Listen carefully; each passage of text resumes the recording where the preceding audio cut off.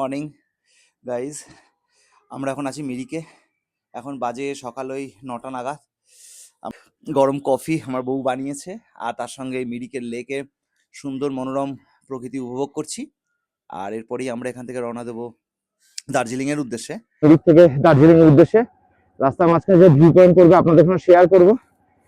Fuel up করালাম গাড়িতে 870 টাকার মতো তেল। আগের দিনে কিন্তু তেল ছিল। এখন আমরা যাচ্ছি 56 কিলোমিটার দূরে আছে দার্জিলিং। তো আমরা সুকিয়া পুকুরি হয়ে যাচ্ছি। এবার তুমি কাঞ্চনজঙ্ঘা দেখতে পেতে পারো আস্তে আস্তে।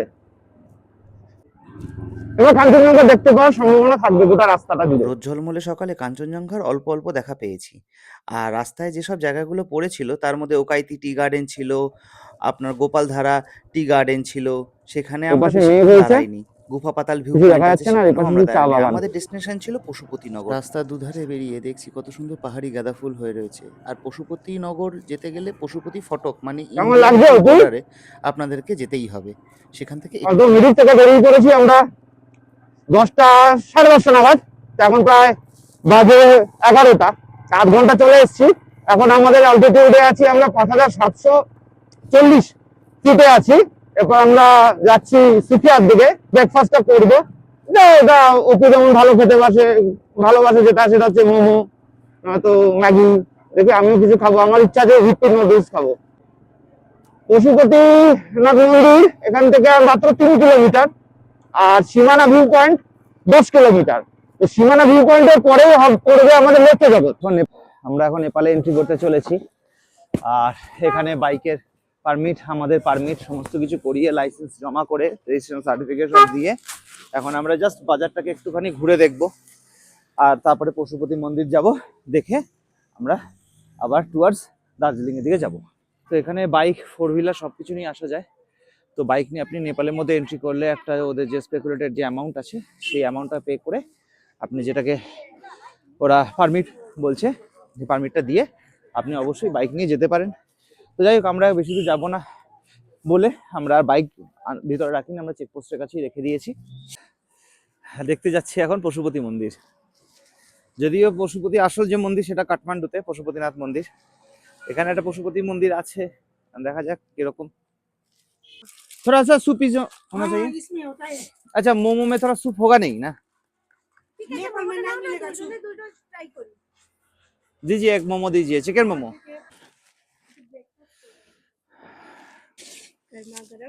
আমার জন্য এটা।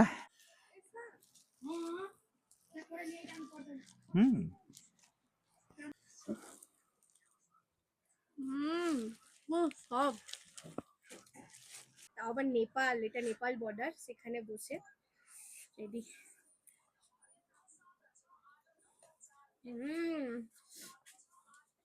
ঝাল একটু ঝাল দেয় তো, খুব ঝাল।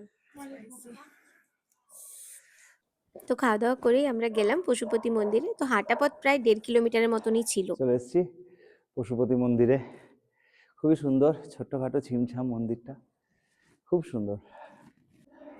এই যে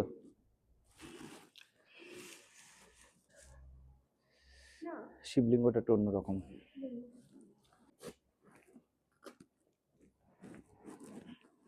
খুব সুন্দর দর্শন করতে পারলাম। মন্দিরটা একেবারেই ফাঁকা। পশুপতিনাথ শিবলিঙ্গ, সে খুব সুন্দর লাগলো যে এত সুন্দর জায়গা, এত সুন্দর ছিমছাম ছোট্ট একটা মন্দির। খুবই সুন্দর মন্দিরটা। এখানে বজরংবলী সমস্ত কিছু আছে।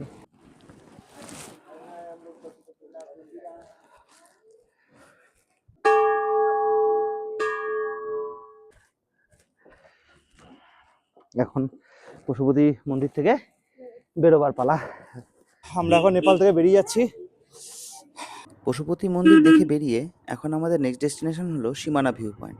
আর সীমানা ভিউ পয়েন্ট এখান থেকে খুব একটা বেশি দূর নয়, এখান 10-12 কিলোমিটারের মতো হবে।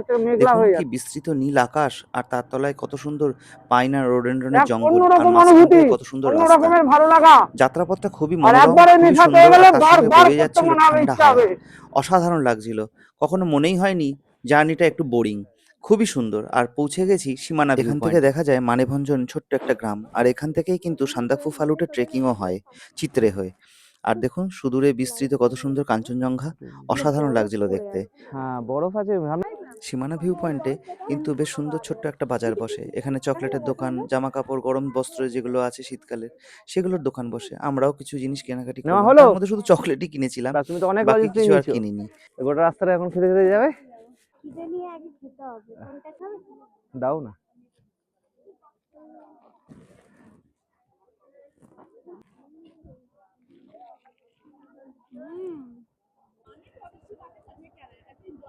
हाँ बुरा हो जाएगा तो तब तो सब खत्म।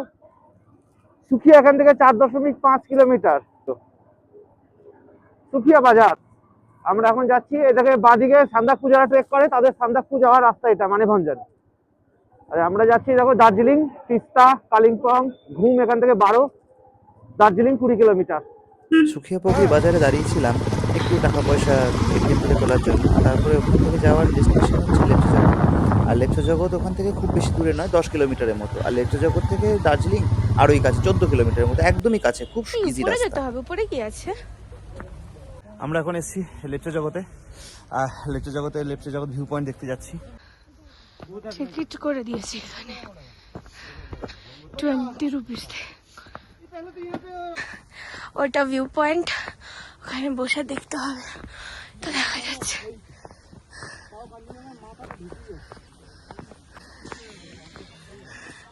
ওইটা দার্জিলিং শহর পুরোটা। কাঞ্চনজঙ্ঘা তো এইটা ঢেকে আছে, আর এইটা পান্ডিম আছে। দেখো কি সুন্দর, এত উঁচুতে দোলনা দুলছি। চললাম এবার এখান থেকে আমরা যাব এবার ঘুম স্টেশন হয়ে সোজা ডাক বাংলো মোড় থেকে সোজা দার্জিলিং।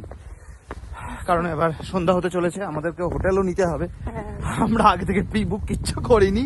এখন এরকমই তো ভালো, এরকমই ভালো, যেখানে যাব সেখানে গিয়ে হোটেল দেখুন পেয়ে যাব ঠিক। লেপচা জগৎকে টাটা বাই বাই করে আমরা এখন চললাম দার্জিলিং এর উদ্দেশ্যে। এদিক থেকে পুরো দেখুন সুবিস্তৃত মেঘের সমুদ্র। আর এরপরেই আমরা এখান থেকে চললাম স্টেশন। ঘুম না স্টেশন থেকে একটু পরেই আছে বাঁ দিকে টার্ন নিলে দার্জিলিং, আমাদের প্রত্যেকেরই পরিচিত আর কুইন্স অফ হিমালয়।